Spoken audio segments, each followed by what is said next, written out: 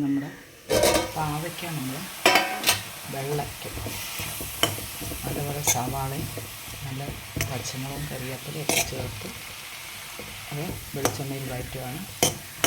നമുക്ക് വേണമെങ്കിൽ കടുക് പൊട്ടിച്ച് വഴറ്റാം, അത് നിങ്ങളുടെ ഇഷ്ടമാണ്. നമ്മൾ ഉപ്പ് ചേർക്കില്ല, ഒന്ന് വഴണ്ടി വന്നിട്ട് നമുക്ക് ഉപ്പ് ചേർക്കാം. അപ്പോൾ സമയമായിട്ടുണ്ട്, ഇച്ചിരി ഒരല്പം ഉപ്പ് ചേർക്കാം. അപ്പോൾ നമ്മൾ അല്പം കറിവേപ്പിലയും കൂടെ ഇപ്പോൾ ചേർക്കാം.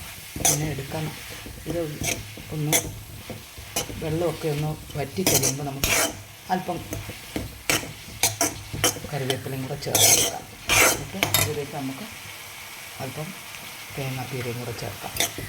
നമ്മുടെ അവിയൽ നല്ല റെഡിയായിട്ടുണ്ട്.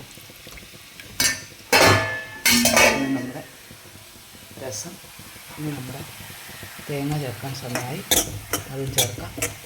അങ്ങനെ നമ്മുടെ പാവയ്ക്ക സവാള ഇട്ട് വഴറ്റിയത് റെഡിയായിട്ടുണ്ട്. അല്പം കറിവേപ്പിലയും കൂടെ ചേർക്കാം.